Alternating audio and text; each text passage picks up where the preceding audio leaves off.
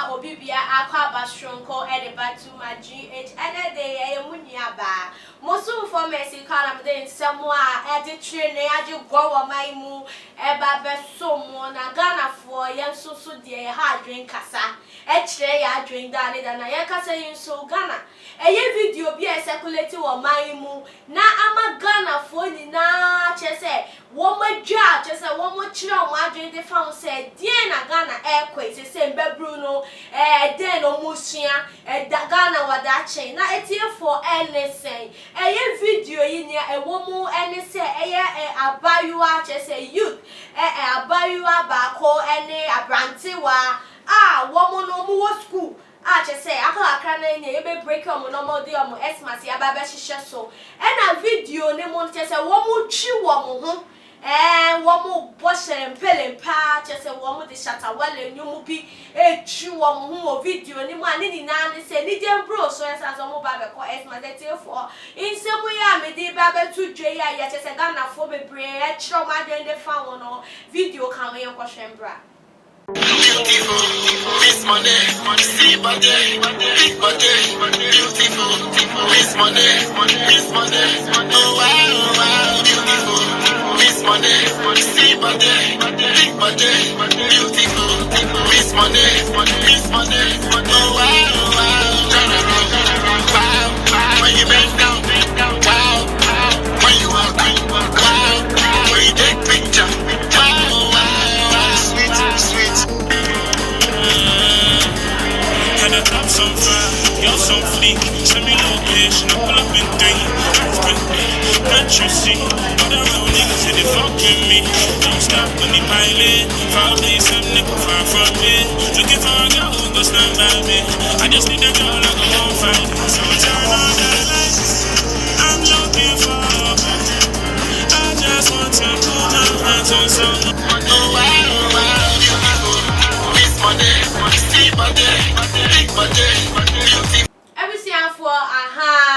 mo amuhwe video na ase ne esi ko ye na ye youth eye wo mo maame ne wo mo papa bo mo hu ka chese enye na nse ntemu po na free education bi aba ama eye expenses eye wo ko school ye spend do na to etwa kakra na se reduce na wo hwe ye mba yuwe ye chese anka ne omobusianfo so mo da chinti ka mo nko me ye peni pa ma wo na wo hwe video yi mu ne ya wo mo ye wo mo na brand young boy eso wo young girl no for na wo mia na wo twi na wo ya na chese wo hwe nye nika enye fe Ghana for bobo wo ho tete na Ghana so de ensem se esi a no mo po bi de ahye no na Ghana for do na susu se we dear free SHS ni akofa benyu wo mu susu se san se free SHS for omo ano mo yesa ne ye no esan se school no mo ko ni free nti no ama omo value eye akwanya no mo nya se wo mo konko sua ade no na wo mo ko mo de ye mba sem ne mbra ye kan empena sem na dodo na susu se we de free SHS na contribute to sa esan se free SHS 30 yenti no sa video si de bebre na be pie mo Ghana ha enye school we ya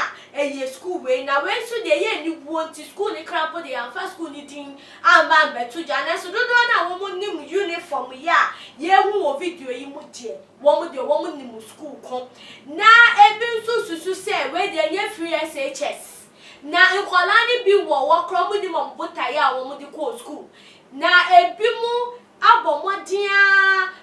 enya connection to school no man say tia fees anka yeso mutimi take opportunity esan so mu fie ni bi na akwanya we ya beda we so mu make use of it na wo mutimi sua ade no chese o mu de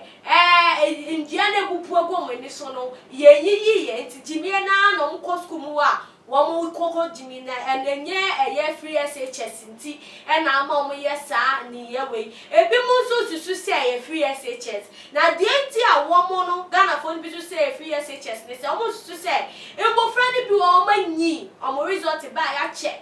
so mo si mu ache o ma bobra che se shelempele abrabo na no ano mutimu na ekoba se free education ba ye no e no motimi nya akwanya no to me akọ school ni bi na esan se o manyi a achieving no one call school one and na na one minimum de dano one masa dia call school more akwa chire innocent people a woman no ya fresh a woman ya akwanya woman call school it almost to say if SHS no ama impenifo ni bi omo yom ti asa go back to school and a chese omo kwa chire other people a woman no woman ni mpena twen sa woman ne ye omo experience no mo dia call school mo omo to say SHS no no so ka mo bi na ama imbebru ni todro na woman school no omo boss abra no na etie fo ni nemu na bi mu nso dia ba betu just said there bi o san ni ye wetiti na wo ho enye free SHS asem na those days no na eni biemba sa eni tiemba sa nti say imbebru ni yes and ye no wo boarding house ni wo school na camera bi eni wa e be fie ka se ye di twa befo na befo bu ye ka sa akwanya wo de information be travel no ebu enu nti na emri yi mu die ni e be koso bia ye hu na tetene nso no na empenache no e wo ho Palon Junction no na wo ho eni sa ni ye we ni na e wo ho na emu na abefo na je se endu echire sa e ma ye ntumi enwu no mo susu se we nya free SHS na emu